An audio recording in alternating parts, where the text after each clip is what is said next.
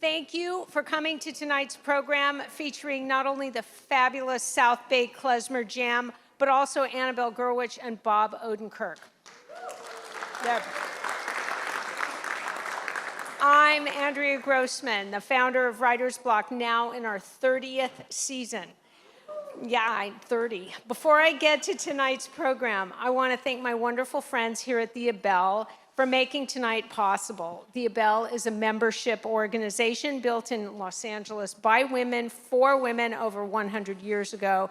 They're really good to me. They welcome your membership, and I'm a member, and the benefits are manifold. As you can see from what went on earlier, there are not only programs that culturally enrich us, but there are frequent parties with cocktails like overflowing and all that. I mean, they're wild out there. Now for tonight, Annabelle Gurwitch is a really, really funny writer and actor.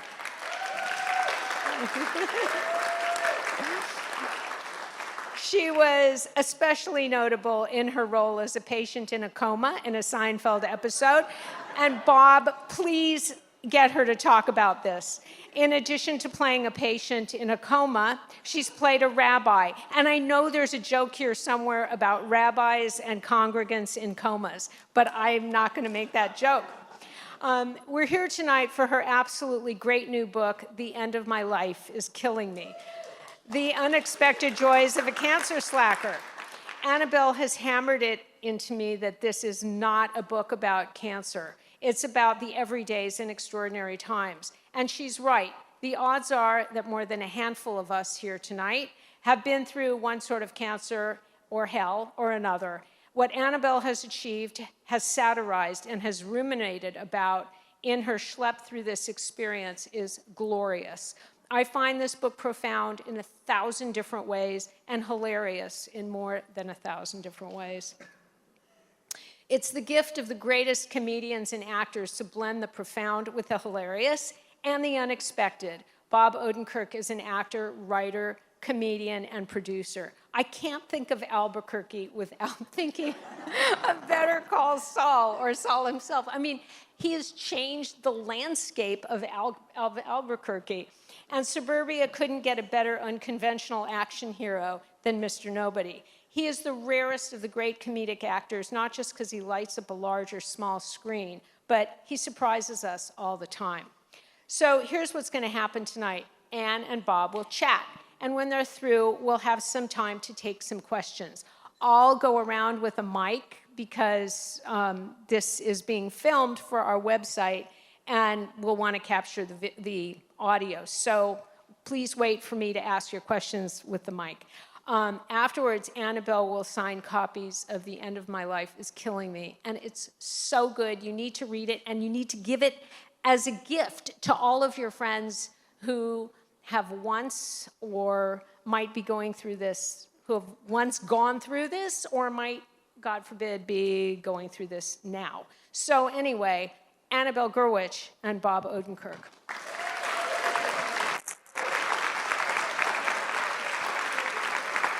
Oh my God. You go to this. I just couldn't resist.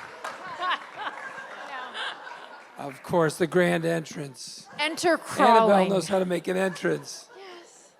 Hi, everybody. Thanks for coming. Hi, everybody. It's very nice of you to come. Very nice of you to come. I have a question. We're just going to do a Sit comedy down. act tonight. Relax. How many of you have already read this book? 1, 2, 3, 4, 5, 6, 7, 8, 9. Okay, a few of you have read, but all of you kind of know what it's about. You've read the back and read a page or two. So we will start with that question. But I just want to say, I've known Annabelle a long time. So how many? I mean, the truth is, before we worked together, we knew each other. Yeah. Because I knew your husband, your ex-husband, who Which was ex? No, I'm kidding. Only who was two a writer of them. on the Ben Stiller show. Yes. And Ben's best pal. And we met, I think, in 1988 or 1989. Yeah. Is that crazy? It's crazy. It is crazy. And then we played husband and wife in Cable Guy. Oh my God. And yes, and then we were married in that. We were exes in Melvin Goes to Dinner, which you directed. Which is, I've directed 3 features, and that's the best one, no question. That was amazing. The others film. I are love not that good, film. so. Yeah. But it played really well. It won the South by Southwest Audience Award. We did. And I remember, do you know that they told me there were 500 comment cards, only 1 negative? Was it about 500. me? Now, You're gonna of tell me course, that's now. where your mind goes. Exactly. I love that. Yeah. Yeah. So that was one of the great things. It's a really great piece. And if you've not seen this film, Melvin Goes to Dinner, there are ways to see it. It's a great film, and you're fantastic in it. You're amazing. And you were the first actor I met who could cry on cue. I could do it right now, but I know, this is a book about happiness. I've met a few more since. Okay. I've met a few more. few more Don't do since. it. Don't. I won't. It's just going to make me feel bad. I cannot do that. You know, I'm such a terrible mother. My son's 28 and somehow survived me. But, you know, people want to pass on things. I used to have a cry-off with Ezra. Where what skills can I pass my child? And it was like, who could cry faster? And I always Can won. Ezra do it? No. No, it's hard. Only, except I through know. me, Honestly, I've just- met 2 or 3 actors who can do it, and it's amazing. You're the first, and it blew my mind. And anyway, I'll tell you, there's one actor who couldn't stop crying, Okay. and in fact, we had to CGI tears off his face because his character was God. not supposed to be crying Okay. in the scene. Anyway, think about that for a while. How weird that is. That's Now, Annabelle, weird. Annabelle, Yes, Bob. if you've already read the book or if you've just read the cover, you have a question in your head, and we're going to answer it, or we're going to approach it right at the top. So you were diagnosed in 2020. Yeah, I got this out of the blue. That's all right. I got an out of the blue diagnosis of stage 4 lung cancer just during COVID. It was like a really crazy, unexpected, not that you ever expect these things, but I just didn't even know I was No, at there's a risk lot for that's that. unexpected about that Yes. story. That's crazy. How about the, and we're not going to wreck it, but we're going to tell some of the stories here. There's lots more details and lots more sidetracking. Yes. Okay. That's but I'm very going to funny. just say this thing. That's very which is, funny. no, but the thing is that it was like an absurd. I say in the book that, you know, when your life goes Samuel Beckett, you're in trouble. I had thought Beckett was hyperbole, but no, this was so crazy. I went for a COVID test with Ezra, and Ezra just graduated, class of 2020, living the dream, come home from college, you're in your childhood bedroom, quarantining with your mother. And we just went to get COVID tests so we could, you know, combine households. We were doing those things and go to this urgent care. This is the brief part of the book because I really want to get past this moment. But we go to this urgent care and I get talked into getting an x-ray. And I just said, oh, I have a little cough, but who doesn't have a cough? Everyone has right? You have a little cough. But I got the x-ray because the doctor was very cute, and I thought he had a thing for older women. And this was this crazy beginning of the story, because then we get this news. He says, you're fine, go home, we're on the freeway. The 2, which is kind of the sad freeway of all freeways. It's not even the good freeway. It's not the 405. It's not the 10 taking you to Santa Monica. It's You don't just the feel like 2. there's a great future as you drive down the 2. No. You feel like No. I'm giving up. Yes, the You 2 feel like I'm is- just going to keep going down this road because it's over. I'm going to go park it. Yeah, and and it's amazing I'm gonna anyone end up in- survives that too. It's like a careening in and out. It doesn't like there's no even on ramps. Like But how- you're heading into the wilderness. But you know, You're and getting on an ice floe. sure, but you're heading out. Here's the thing: it's COVID. There's no traffic. So this is where it becomes the zombie apocalypse movie. But wait, once again. Yeah. First, the doctor says, I saw your tests. You're fine. We get in the car. We're on the 2. There's no traffic. Okay, already zombie apocalypse, right? Los Angeles, no traffic on the 2, on any freeway. The car breaks down. AAA is not coming. It's a zombie. AAA is like when everything else is gone in the world, we will have AAA, right? They are always there. No, AAA is not coming. The phone is ringing, ring. I just give up. I'm like, oh, I don't know what we're going to do. The phone rings. It's the doctor. And he says, "Are you alone?" I mouth to Ezra, "Still got it. This is it." Because he hears he's on the speakerphone. "Do you want to take this call in front of your son?" "Yes, I do. We're taking this call. I made a mistake, and there's a concerning mass on your x-ray. You need to get to a hospital immediately." So, yeah, zombie apocalypse, Max Brooks. Can you write that into one of your movies? Yeah. Now, the good thing is that there was a treatment, a recent treatment, that is called, I wrote it down. Bob, you took notes. Biomarker targeted therapy. Bob took notes. That was exactly what works for your specific, very advanced, relatively, No, very. cancer. Late-stage But cancer. this is amazing treatment. How recent is this treatment that you had available to you? Became standard protocol in 2017. Before that, everybody just died. So, yeah, super amazing, so lucky. Not everyone gets these drugs. I do write some in the book about access to medications and our really fucked up Let's spend system. 45 minutes on that. Let's not, because we could Because talk that for is hours that is a on part of the that. book Yeah. that you're like, I know it's probably like 5 pages maybe. Yeah. And I'm like, oh, this is a book or 2. She's reduced it to, Yeah. because no one wants to read Yeah. what you went through. Except you're like hinting at the levels of begging and re-begging that you Yeah. had to do to Yeah. be. It's like you're dealing with Hal in 2001: A Space Odyssey. I'm afraid I can't do that, Dave. This is what it's like dealing with insurance companies and that world. However, there are amazing scientists and oncologists on this case and research, and that's why we have to fund science. And I've been so fortunate for 5 years on this drug. Yeah. And so the question then is now, you know, is there any, do you want to share with everybody that you're sort of staying in the same place as far as the 5 years? Do you go through fluctuations of... It's a fucking nightmare. Okay, but wait a second. Yes. Let me just say, from the book, you do talk about the effects of that hit your body, and we got these side effects under control, and I have been enjoying this fantastic opportunity. It is not a gift. Cancer is a gift.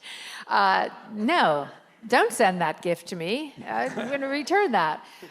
It's an opportunity. This has been this amazing opportunity, this reprieve. This drug eventually will stop working. I'm an outlier. The average time people get is 18 months. I've gotten 5 years.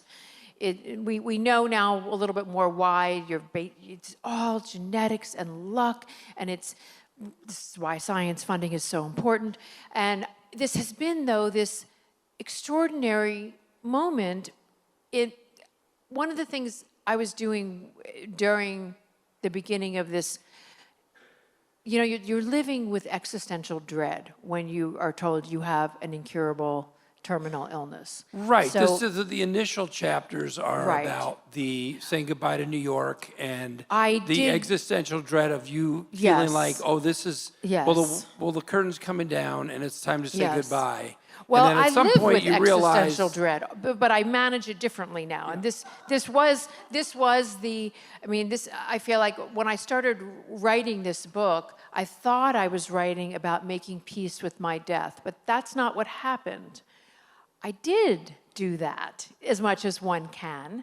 I explored that idea, and I decided I would accept this idea, like the Tibetan Buddhists encourage you to do, but not without some, complaining and bitching and moaning. I just want to say that. But then it became a book, and what I think about as experiments in frameworks of thinking, and that's what the book is about. And what I didn't realize was this would be a book really for everyone living through the existential dread of like, wow, living with long-term challenges in a fucked up news where every day is an assault of potential disasters. Oh, this is a book for everyone because it's really about long-term strategies. I mean, the effect of the book for me was the cumulative effect of all these stories and of the energy that you exist in, that you've always had. But I think this turned you a different direction. I was doing a lot of reading and of different kinds of books about attention. So I was reading Jenny Odell. I was reading Georges Perec, who wrote about turning away from the extraordinary, turning towards the infraordinary. And I was reading about the life of Matisse. And this had this profound effect on me. I didn't know this about Matisse, which was that he had a brush with death in his 70s, which was actually, thinking about it during his lifetime, a very long-lived life, right? So he was already Matisse. He was already this famous artist for this Fauvist work, the Impressionist work that was this, everyone knew his style of work. He was very ill, had a surgery, came out of it, thought he was going to die, survived, and he began what he called his second life. And he was unable to paint, though. And this is when he started the cutouts, the blue nudes that became even more his beloved work. And he said in these interviews that I read, oh, this second life, this work that I did. And he did this work. I mean, imagine, he could have just said, no, I'm done. I can't paint. I've done my life's work. He was Matisse, for God's sake, right? You could live on that, with that glory. But no, he invented a whole new life for himself as a different kind of a collage art. And he was quoted as saying, in my second life, this is the work that I am most me, best is me. And I thought, well, that's stupid. I'm not an art critic, but I love that first life work. Why do we have to do that? Do we have to say, because we have a second opportunity, the first one? And I think that is a very natural thing to want to say, oh, that was me then, now I'm all better. Now I'm this new me. And that's not what I'm saying with this book. I'm saying I opened a different door and walked through it. I had a pretty good life before this happened. But I just changed where I'm focusing my attention. Besides for saying yes to a lot of crazy stuff. Yes. I think by that he means, you probably wouldn't have said yes to. I would not have said, yes, I will go in a van with a heavy metal band around Europe and sell their merch. Riding bitch, which I didn't even know was a term, which means you're on the hump of between two people sandwiched with your legs touching as everyone in the band is 27 years old and is not just ignoring me, actively ignoring me, which was actually this great gift. This is when I changed my approach, actually. I was doing what I call the carpeing every DM. I was going to just seize the day. This is when I went on my goodbye trip because I really didn't know after COVID and with this diagnosis if I was going to live. So after I got my vaccine, 14 days later, I flew to New York to say goodbye to my closest friends, to say goodbye to the rattiest street, 191st Street, to say goodbye to that shitty apartment I lived on. I keep thinking about you. You've probably been to New York a couple times since then. Yes, I have. And those buildings are like, what's going on? I thought... I reenacted Emily's Grover's Corners moment in our town. I went to the worst, shittiest places, because Manhattan, it was not all, oh, my hometown with bass and bacon. I stood in front of the former location of St. Vincent's Hospital where my friends died of AIDS in the 90s and cried. It was such an emotional trip. And at the end of that trip, I was like, this is going to kill me. These goodbyes, this carpe dieming is going to kill me faster than cancer. I have to have a different approach. And then I started thinking about Matisse, and I started thinking about Georges Perec's writing about the I don't want to get infraordinary. you, Yeah. I don't want to drag you down, but can you explain Drag me down, but the Bob. Matisse, Yeah. you reference it in your book, the volitional affirmation of the obligatory. Please tell me what the hell that word salad is. Okay. Oh, God, do I love this. So this friend of mine, Rabbi Mel Gottlieb, who's sitting right here, All right. who is also a brilliant psychotherapist, rabbi psychotherapist. You know, we live in LA, hyphenates. I know you've got a screenplay in you, Mel. It's going to happen. So when I was studying the teachings of the great Hasidic rabbis and the Baal Shem Tov and Jung, and Mel would say, the volitional affirmation of the obligatory. What does that mean? That means that The willingness agreement, to not just accept things as they are, but this willingness to accept. I feel like I heard that a million times, and then I started to think about that, about how that would play out in my life, and this became my mission. And the funny thing is, you know, this is a book about small moments. So yes, there's a story about, you know, traveling with a man I had just met. Thank you, Jeremy, who was managing this heavy metal band. And I thought he was inviting me on like a bucket trip list. I had this fantasy of ending up in Paris with like this, you know, little hotel room on the left bank with kind of like La Boheme, but a better ending for me than Mimi. But it was going to have, you know, high thread count sheets and hot water. And we ended up in this place that had all the charm of a Motel 6. There were bleach stains on the floor. Like, what terrible thing had happened here? A mound of toenails under the bed.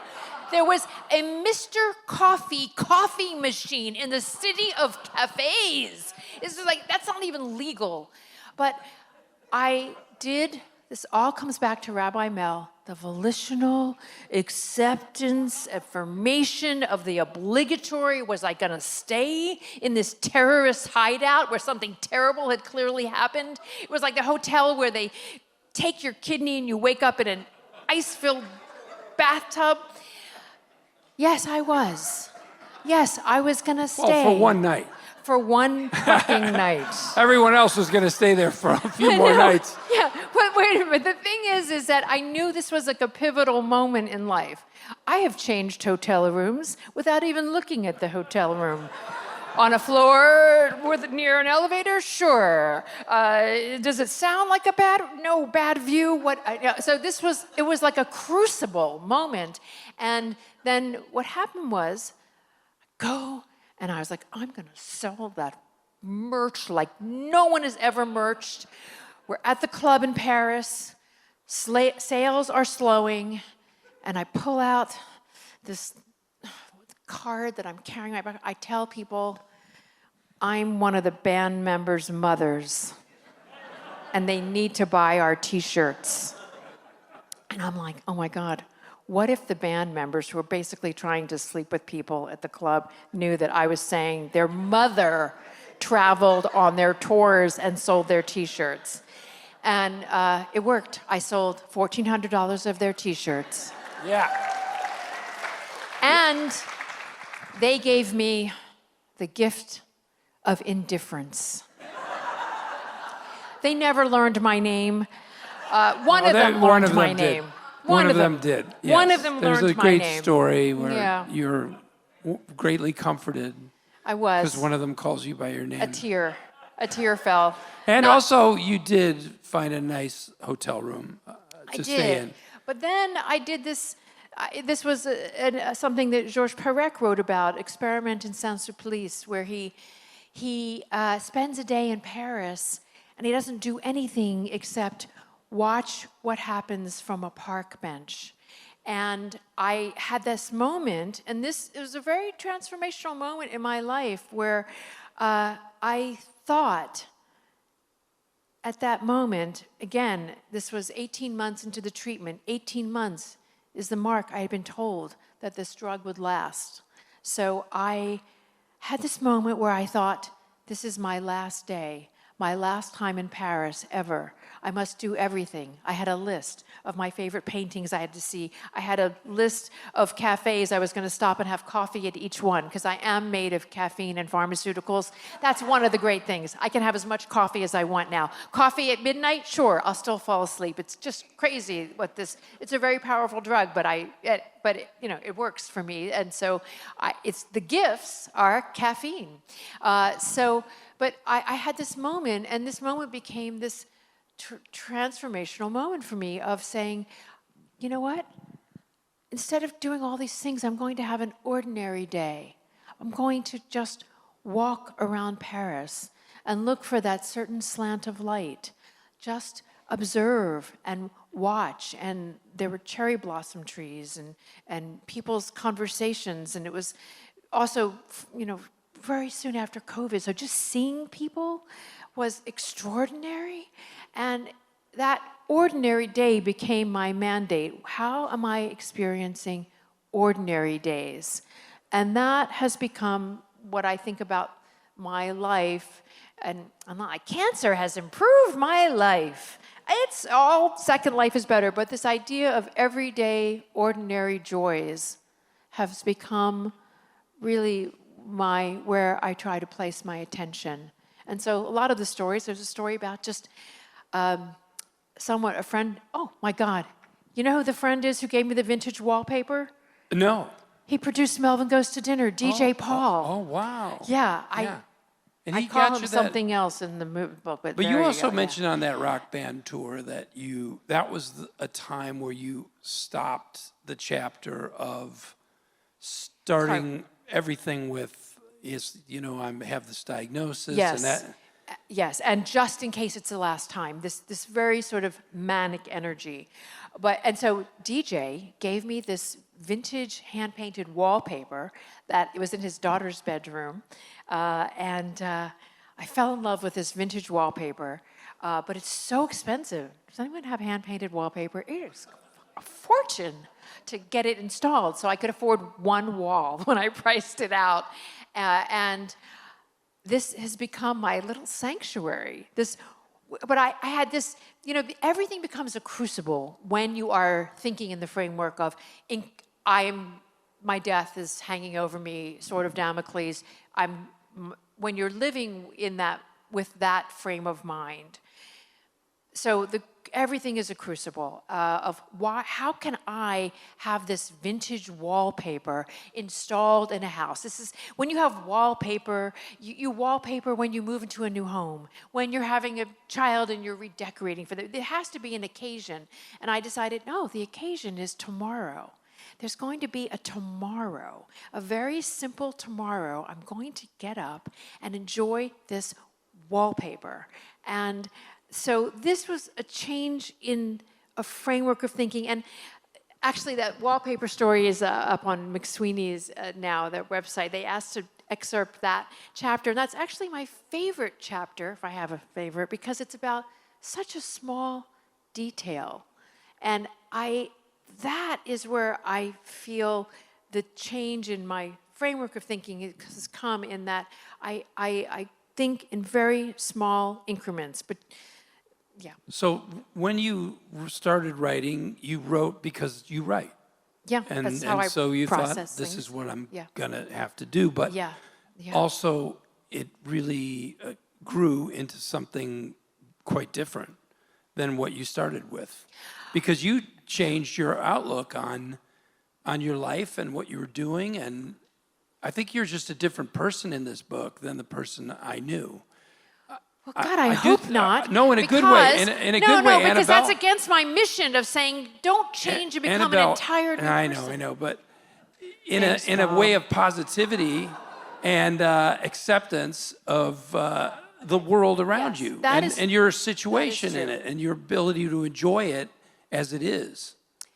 That is true, in the sense of also some friends of mine here I know will relate to this. So I was I started out as an actress, and I didn't feel I existed unless I was in something.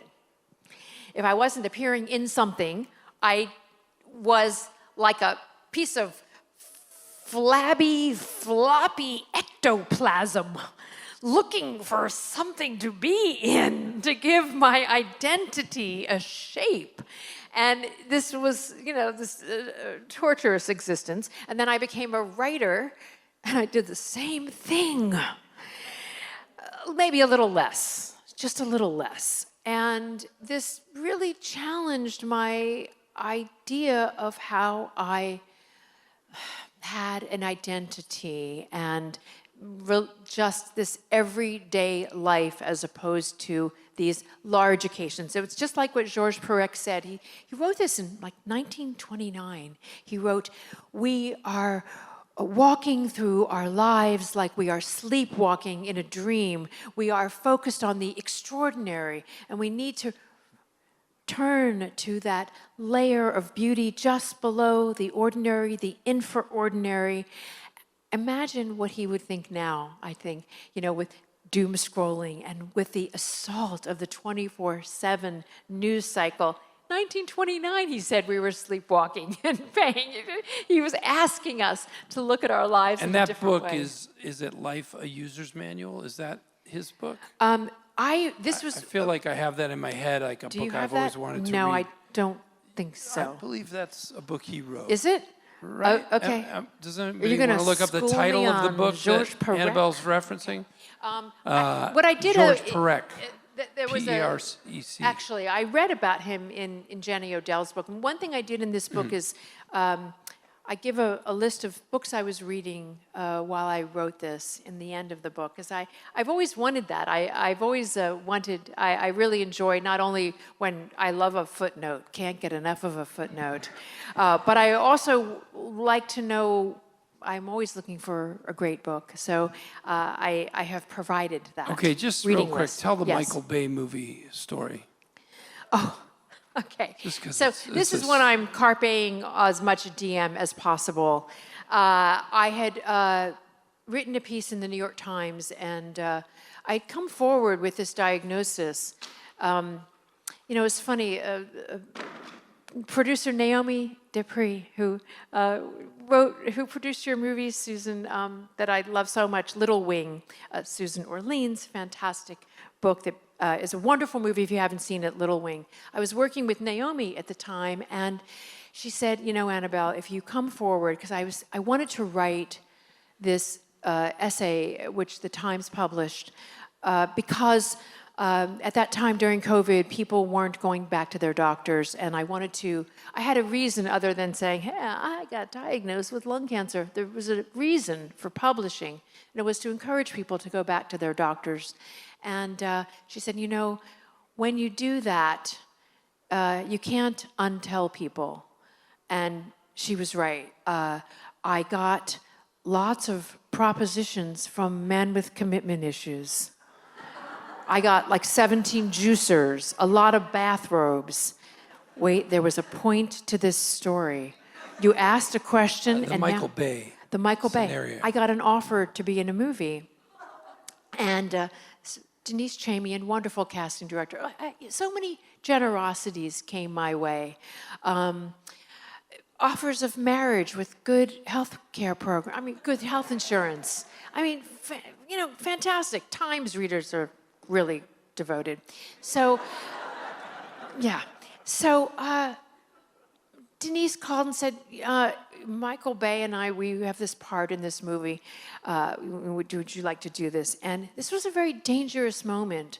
They were one of the first movies to go back into production.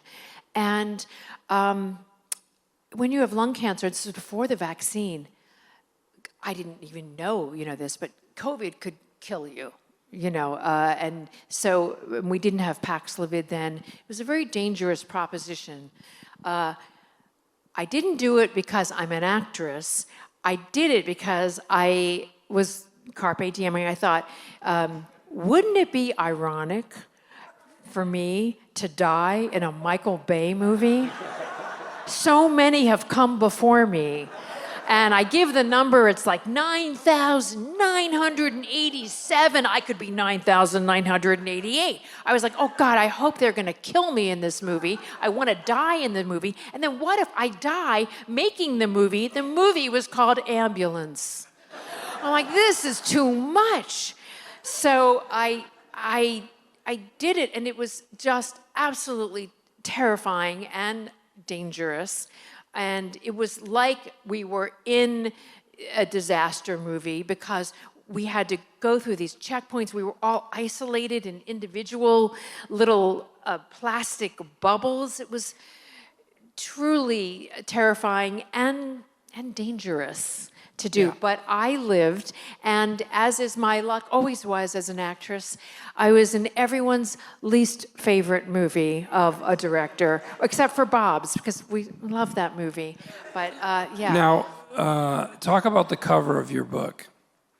Cover of my book. People love this cover. People love this cover. This is a... You love this cover. You told me all about it when I ran did. into you. I did. Okay, so you've seen the book. There's a chicken doing yoga on the cover of my book. It's very positive. It's very upbeat. It's very upbeat, although Ezra and I have had a debate, Bob. Should this chicken be wearing pants? I feel the chicken is a little exposed. However, this was not the idea. So in keeping with the volitional affirmation of the obligatory, which Rabbi Mel maybe will explain a little bit more in the Q&A. So I was turning to Greek mythology. This is what I call the it girls of Greek mythology, Persephone and Daphne.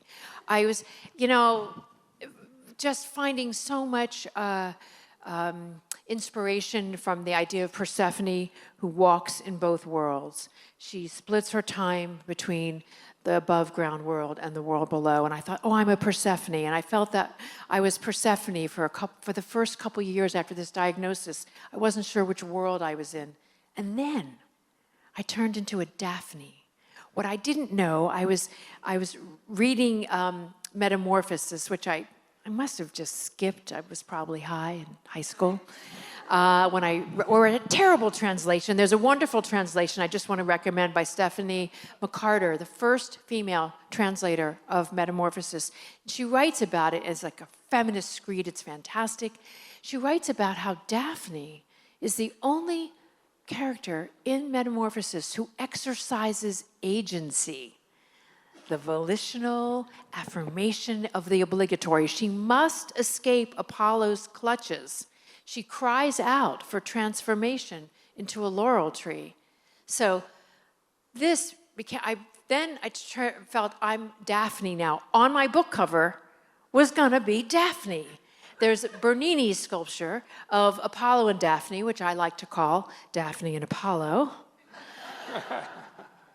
This was gonna be the cover. I sent pictures of many angles of the statue to my publisher. I sent paintings of other iterations of Daphne. I sent recreations by modern artists of Daphne. Daphne is on my fucking book cover. I'm standing on the Rambla in Barcelona, Spain, feeling very sophisticated. I got very involved in advocacy, so I speak at these conferences. I work with oncologists and researchers. My publisher sends me an email. We have a cover for you. Everyone loves it. It's not what you expect. So I click open on the email, and there's a chicken doing yoga on my book cover. Where is Daphne? I just burst into tears, and not the tears of an actress who can cry on cue, the real tears of an author who has been shown a book cover that it's a chicken doing yoga and not a Baroque masterpiece. So I did what I always do. I I think I called you, Sarah and Jill. I texted Sarah and Jill. I reach out to my friends. I said, there's a chicken doing yoga on my book cover. And they said it was funny. And then I texted my son, and he said, is this book about chicken? Why isn't that chicken wearing pants?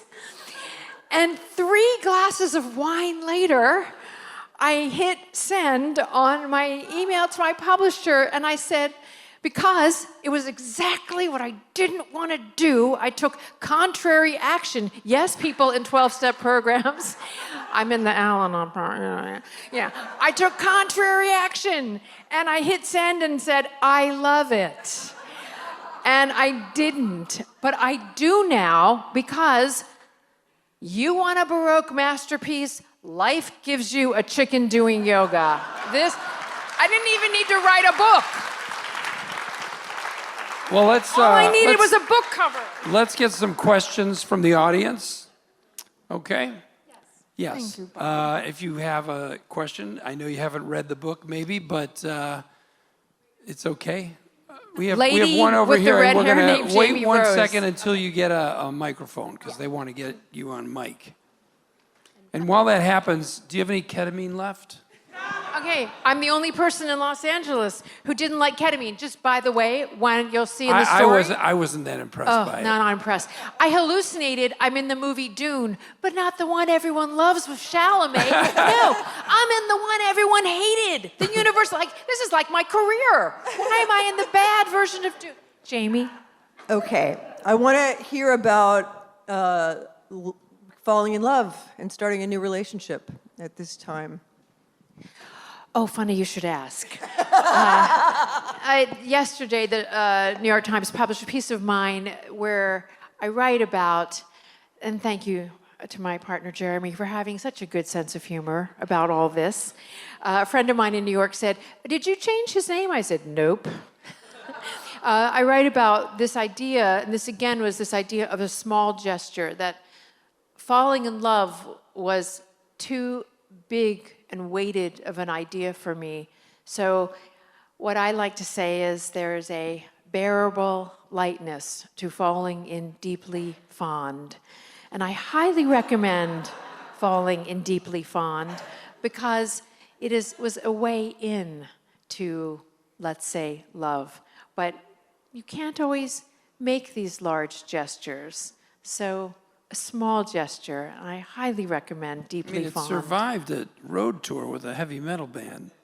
That's a pretty strong connection.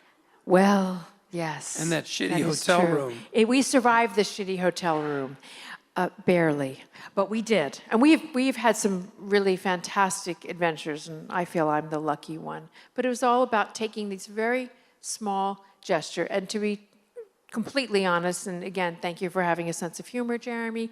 I write about being in it just for the sex at the very beginning. At 61, you can do it, people. You can write your sex, drugs, and rock and roll memoir at 60, in your 60s now. Who else? We have a question over here and one right in the middle here. Okay. I'm coming to you first, and please stand. And I want to say one thing. One of the things I write about is, you know, in a way, this is a mindfulness book and about mental health and about getting support. And I write about being matched. I wrote to this agency called Immerman Angels. I was like, oh my God, angels, are they trying to kill me? Angels are the bad thing. And their logo was wings. Like, no, I don't want wings. But I got matched with a mentor who meant so much to me. I've joined support groups. I needed support. Pronounce that name.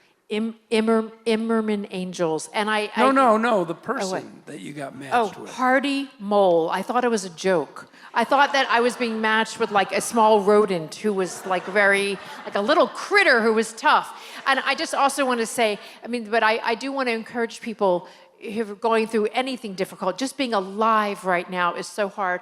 I even got assigned a chaplain at Cedars-Sinai Hospital. I'm like, no, I don't want a chaplain service.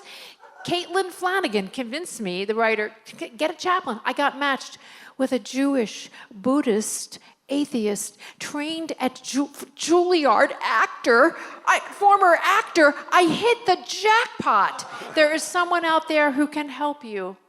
Yes. I was just curious if you had an idea of the meaning of life before your experiences, and if that meaning to you has changed at all. Profound. Wow. Any profundity? Wow. It seems like you try to avoid profundity. Yes. I'm going to give you this example of what I feel is very important. And there's a story in the book. I managed to work in how much I love my cats in this book. I got the cats in there, Betty and Shirley. And this does speak to your point. I was looking, my cat died right after I got diagnosed with cancer and going through a divorce and COVID. It's just a disastrous time. My friend Bart said, Annabelle, you need a cat stat, right? It was impossible to get kittens and dogs. It was, everyone was adopting them. And I faced this crucible where a cat rescuer wanted me to sign a paper in order to adopt kittens, saying that cats were family. My friend Bart said, darling, this is not a contract that is legally binding. You can sign it and not believe it. Because I said, I love my cats, but they are not family. And I wrestled over this decision. I didn't get those kittens because, what is the meaning of life? I just thought, this one small action, this is defining. I cannot sign a contract. This became a crucible. I will not lie about what I think of cats, if they were family or not. And I think this is what defines us, these very small decisions we make. It's ridiculous. And I'm sure nutmeg and Didn't you just resent that woman's... okay, sure, Bob. I just resented her, and I just turned that into a she was story trying to about control the meaning of you life. Oh, wait. and make you... But wait, here's the part that's really character defining. The contract also said she had visitation rights. That didn't bother me. I mean, how nuts do you have to be? And I just want to say that, again, I do not feel, this is why I do not feel I'm an entirely different person. I am still just as bitchy and judgmental. Okay, but you have to crystallize your profound thought there one more time. So this is your new approach to life that comes upon you in the course of these escapades. Yes. And I do think it's like a cumulative thing. I think it's like you feel, besides for the one turning point where you talk about... Yes, it is a cumulative thing. Yes. It's really more about, is it about being present? Yes. I mean, the thing is, I wanted to write a mindfulness book where I never used the word mindfulness. I was very mindful not to write the word mindfulness because does anyone need another fucking book about mindfulness? But the word acceptance is in there. The word acceptance. Okay, but I didn't write mindfulness. Yeah. Bob, you had a near-death snuck experience. the word acceptance I in. do. You had a near-death experience. Do you feel that has changed you? Because I feel it has changed you. I sure wish it changed me more. I'll be honest with you. I wish it changed me more. I just am reading a book. Does anyone? I can't remember the name of this book, but I'm almost done with it. It's really great. It's this woman. Oh, she's fuck you. No. You can't do Somebody that in to here will us. know it. Somebody in here will know it. It's the woman who's living the same day over and over. Oh, I just read that too. On the volume, on the something of volume. Yes, It's a weird name. Yes, I've read all three. Yeah, Wait till and you you get to book can't remember three. the name either, and No, you read I all can't. three of them. But I know her name, Solveig Bai, and it's so good. on the volume On of the weight of on the weight of volume. It's the Every bookstore has it. And it's the most beautiful cover. You know the book, people. I love that you don't know the name either. The calculation of volume. On the calculation of It is volume. so fantastic, Which is not yes. doing, I don't like that title. It's a But great title. It is, Don't listen it to is Bob. such a beautiful It book. is the best title. It is But, the beautiful. Have you gotten to book three? I've had such a hard time trying to tell people what that experience was like. I had a minor, sometimes when I talk to heart doctors and I tell them what happened, they're like, well, you got lucky. I'm like, I got lucky. I got lucky. Another minute I got of lucky. what I was doing would have been over completely. I try to talk about how it affected me, and I've had a really hard time defining it. And that book, Yes. there's an early couple of chapters that I've outlined that absolutely talk about the character in that book when she talks about her initial experience of reliving this day. It's kind of beautiful, and Yes. that's how I felt. She's exactly describing how I felt I in felt the the weeks same following way. this Yes. incident. And I knew it would go away. I knew that awareness and that feeling of gratitude and immediate acceptance of my life and the moment I'm in, which was just like magic. Like Yes. every day was like magic. And I was like, this is going to go away, and I got to try to remember this. Okay. Because I know life will tear this All right. down and Okay, beat me up. I'm going to tell and- you something here, all right? Just serious moment here with Bob. I'm not even charging you for like the therapy here, but no. There's a difference between you and me in this. I still have that. And now some days it's harder than others, but I have cultivated a practice. Oh, I hate saying that word as much as journey. When someone says journey, I want to punch them. And when they say practice, I want to pummel them.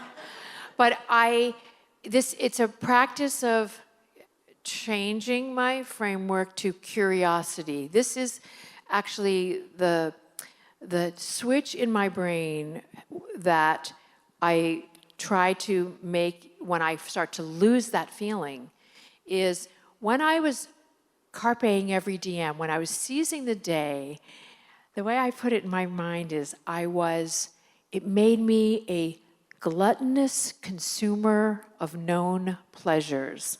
So when I was this is the last day of my life, seizing the day, I'm just going to take in the things I already know I like, and this is what I want, and I need, this is how and that is a deadening thing, actually. It became just a consumer of pleasures. When I change my thinking to curiosity, what if I don't know what is next? What if there's an older version of a translation of Carpe Diem, which is pluck the day. What if I have a curiosity for the day, then I have that feeling again. Then everything is magic. Then everything is beautiful because I have changed that framework. That is how I have held on to that. And I'm working on it. I work working on this on it. every day, Yeah. though, because I feel like I could backslide. That was such a great period in my life. I mean, Yeah. that couple of months right after this heart attack was just the best, and I just loved it, and I wanted to keep it. Well, but it's hard. I think is my hard. fall. You go back to your fallback. Yes, you your know, fallback. thoughts, and I can't, though, afford to do that because I Yeah. still have this diagnosis. Right. So I have to remind myself sometimes, though, because I can go back to walking that sleepwalk in that dream, and then I have to remind myself, and it's this cognitive dissonance because I don't look affected, but I do still have this. Yeah. So Yeah. it could change for me any moment, so I have to stay with that. I really think we should end there, but we'll take. I think we have to. How are we doing on time? Time for a few more questions. Okay, Okay. good. Annabelle, you sort of elided through this earlier, but on a little more serious note, it sounded like you went through an extraordinary effort to find the right treatment, whether it was through doctors or hospitals or what. Could you talk a little bit about how you found something that helped extend your life beyond which you thought you would have? I'm going to speak briefly about this because, in truth, it wasn't hard for me. And that is what's criminal about our healthcare system. Because I had good insurance that covered the testing that lets you know whether you're eligible for it or not. There are 28 states in this country where that insurance companies aren't required. Because we have moved away from federalism and we delegate these decisions to states, this is where really the rubber meets the road. Insurance companies and Medicaid, the states that didn't take the Medicaid expansion. So there are 28 states where the survival rate for what I have is so much lower, people may never know that they even are eligible for testing and that these drugs exist. And where I was born in Mobile, Alabama, that's where they have the lowest survival rate. Just as an irony that just really, not that it matters where I was born or not born, but I do feel this incredible sense of urgency, which is why I've gotten involved. And I have a class action suit that I have filed against 3 predatory insurance companies that addresses one of the issues related to this. It wasn't hard for me. I was right in the right state with the right insurance to get this. I had no idea other people weren't getting it. That is what's criminal. Anybody else? Anything else? Oh, Take one more. okay. Oh, and Rabbi Mel, volitional acceptance, affirmation of the obligatory. Have I done it justice? We were in a film together called Fired. Oh, Mel was in my documentary after I was fired by Woody Allen. We recreated a scene at a Seder at his house, yes. And he was, and Annette, the whole family, it was fantastic. Right. And we spoke about Jung on the deck. So this volitional affirmation of obligatory is a statement from Otto Rank. Could you hear me? From Otto Rank, who was a great therapist of a nice Nina, of artists. She was very Wait, great. yeah, you can speak a little closer. Okay. No, you got to aim the mic at your mouth. No, Okay. sideways. Closer? It's, Oh, sorry. there you go. So when he was doing therapy, everyone was speaking about the beginning of therapy, and that's what healing, accepting the patient, etc. And he said, no, there's something else that's important. And he was the first person who created short-term therapy, because he says that after you're accepting, you have to go to the end and accept that an ending is an ending. You have to make an ending an ending. You have to yield to limits. You have to do the volitional affirmation of the obligatory. And if you're able to do that, it means like acceptance, letting go at that point. So I can't speak in a short term because I'm used to giving long sermons, so I'm struggling. But it's hard to define, but it's a moment of yielding, of letting go, and you have to accept the limit. You can't fight against it at that point. If you're able to do that, if you're able to accept the limit and choose it, volitional affirmation of the obligatory, things can change in you, and it's kind of a Buddhist kind of thing of accepting. And you know what's limits. funny about that, Mel, is on the calculation of volume, which is the Sauvage by books, she does that. She accepts that she's stuck in the same day for years.